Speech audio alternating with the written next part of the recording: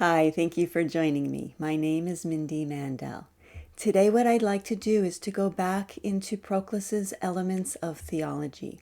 I looked at this book last week. I pulled out a few propositions to outline the law of similitude, which is key to understanding Platonic metaphysics. I'd like to do the same sort of thing today, only with the law of providence. So I hope that by the end of today's video, we have a clear understanding of how the Platonists understood what providence is and how it functions.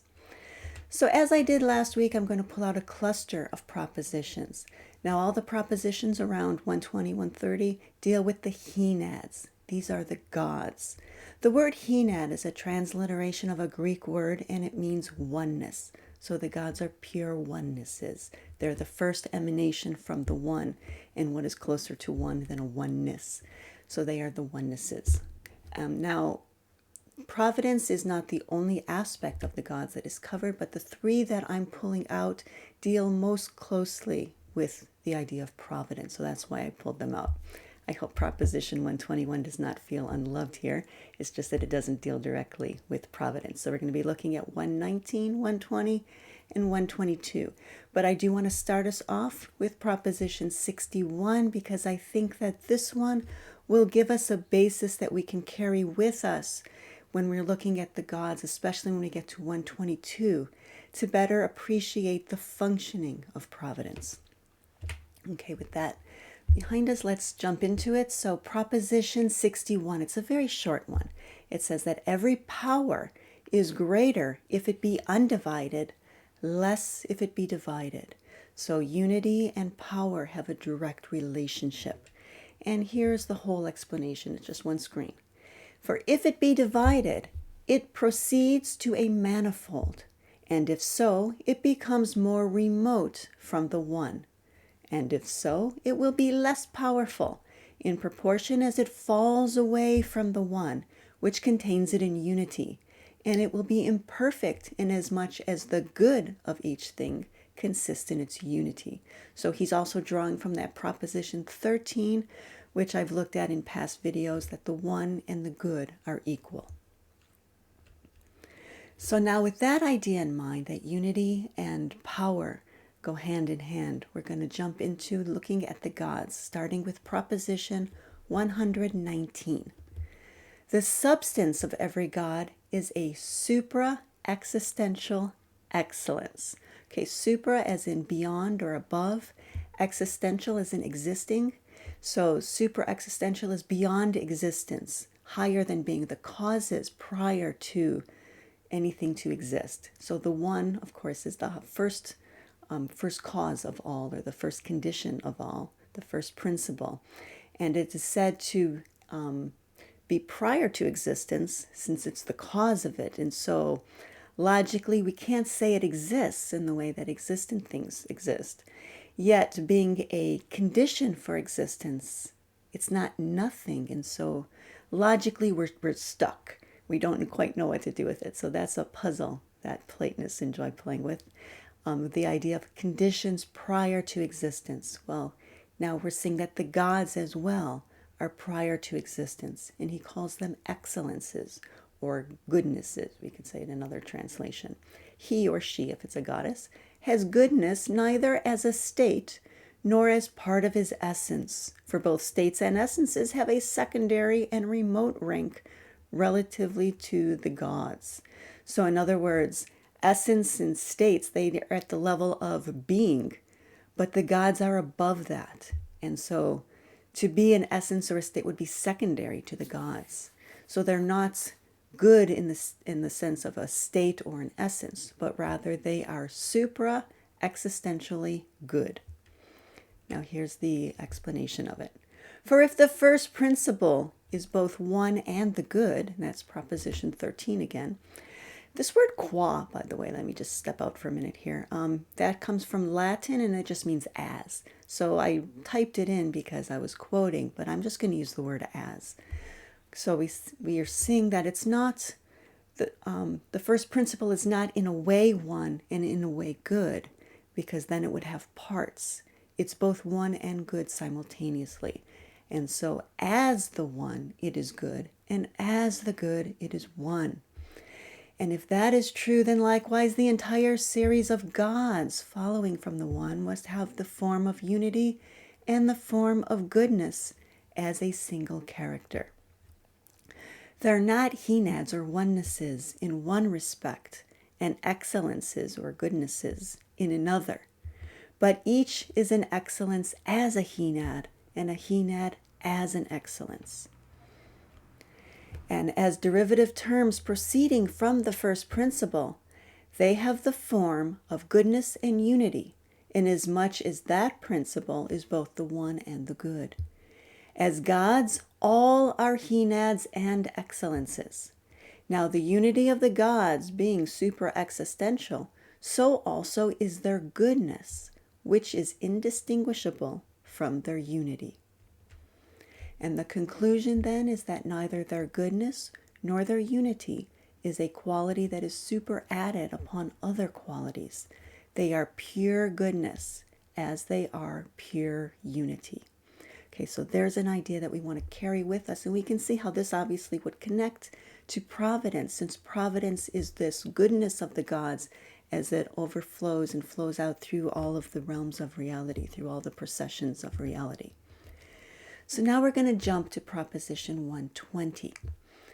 Every god embraces in his substance the function of exercising providence towards the universe, and the primary providence resides in the gods. So now we see the gods as goodnesses. Now we're going to look at their function as providential. For all things else, being posterior to the gods, exercise providence in virtue of divine compresence. I've never heard that word before, but it means that it's together with it. And so, for example, our daimon is providential because it's participating in the providence of the gods as later in the procession, if you will. So other things are exercise providence in virtue of their divine participation, if you will, in providence. But the gods do so. The gods exercise providence by their very nature. And now we have this long sentence with ifs and thens and ors and others. So I broke it up for us. So let's first take a look at the ifs. So the first thing we're told is that the office distinctive of the providential character is the bestowal of good things upon the beings which are its objects. That's actually then a definition of how providence functions. The providential character is the bestowal or giving of good things upon the beings which are its objects. And then the second if is that every god is an excellence, which we saw back in proposition 119.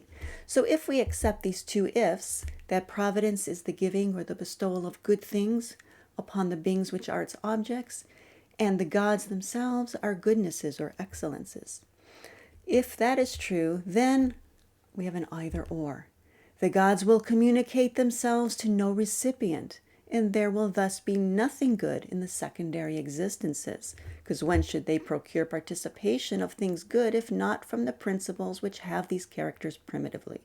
So either the gods do not communicate that goodness to others, or if they communicate anything, what they communicate must be good.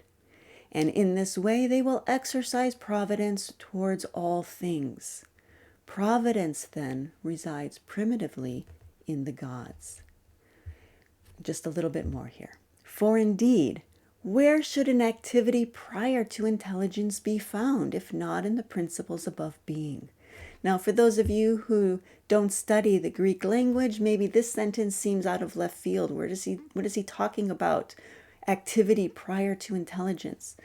The reason he says this, we'll see in the next sentence, is because the word for providence in Greek is pronoia. Pro means before, noia is in noetic.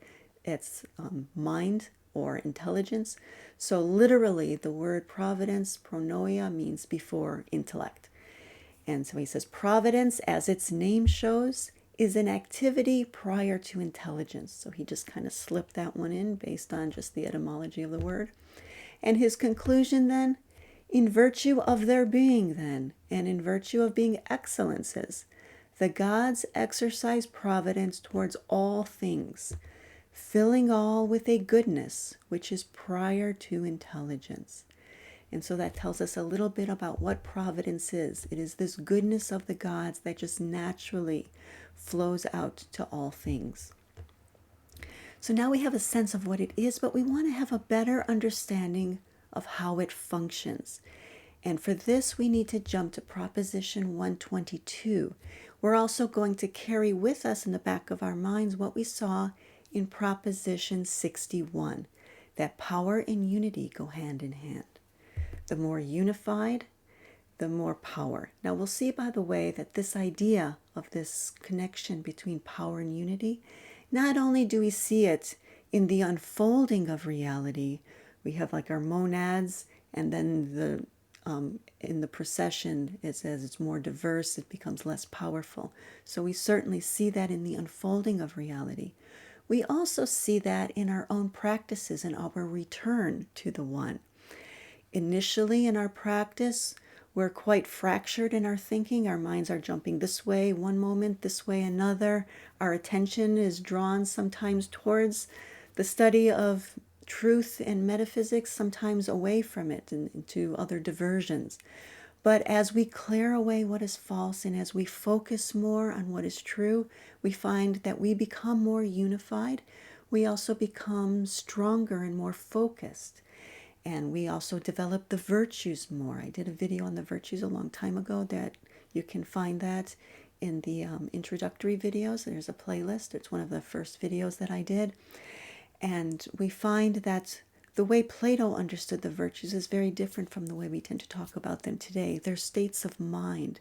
And we find that as we become more unified, we become more virtuous according to the way he defines them. The idea of temperance, for example, is that we naturally desire what is healthy for the soul. And so we start to turn away from things that are not really healthy for us, that are just diversions. And so we're becoming more unified, we're becoming more potent. And so that idea of in Proposition 61 applies to us very closely.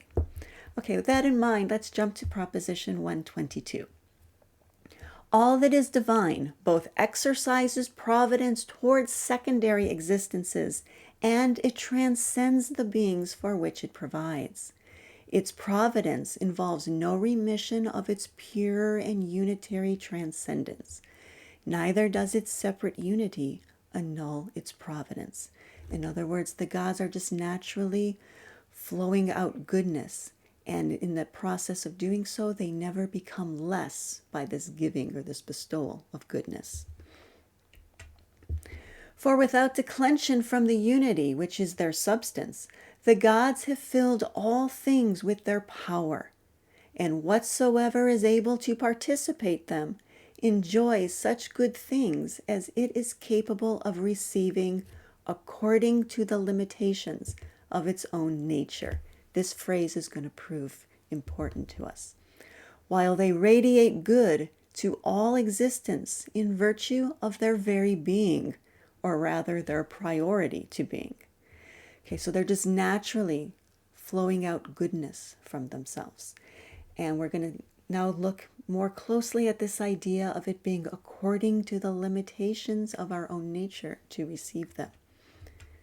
For being pure excellences by their very being, the gods furnish to all things good without stint. They make no calculated apportionment, but the participants receive according to their deserts what the gods bestow according to their own substance. So the way that we as Platonists understand providence is very different from the Judeo-Christian idea of grace. The idea of grace is that it's a gift, really, that God gives to us. God decides through, here it's called calculated apportionment. This person is deserving of a helping hand, but this person, no, not ready yet. And so there's a certain decision-making involved in that. But we're saying, no, that's not what's happening. What Proclus is saying here is that the goodness just simply flows. It flows to all. But it's up to us in our study of metaphysics and our education of the soul, as Plato calls it, in the clearing away of what is false, in that strengthening of the soul. And this brings in that proposition 61, the idea that we are becoming healthier. And as we become healthier, we become more powerful, and we're therefore able to participate at higher levels of energy and higher degrees of mind in that procession of reality and procession of mind. So it is up to us to participate to higher degrees. But providence is the same. It just flows through all the realms.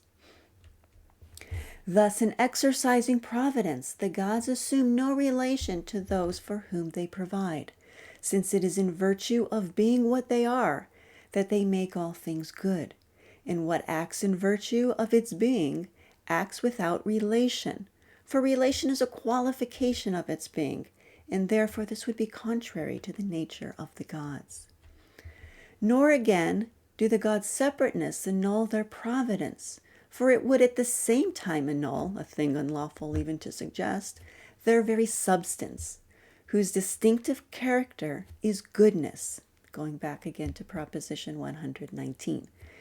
For it is the mark of goodness to bestow on all that can receive, and the highest is not that which has the form of goodness, that which participates in it, but that which does good by its very being. And so the conclusion is that if the latter character, the simply of doing good, belongs to any being, it must belong to the gods prior to being. For the greater goodness cannot be a character of principles that are good merely by participation, and the lesser goodness can't be of those whose goodness is primal. And so there we have a better understanding of how providence functions to Platonists. So grace and providence are very different. And it's hard for some people coming from a Judeo-Christian background to initially accept this idea that really in the Platonic system there is no place for grace as they have been taught it.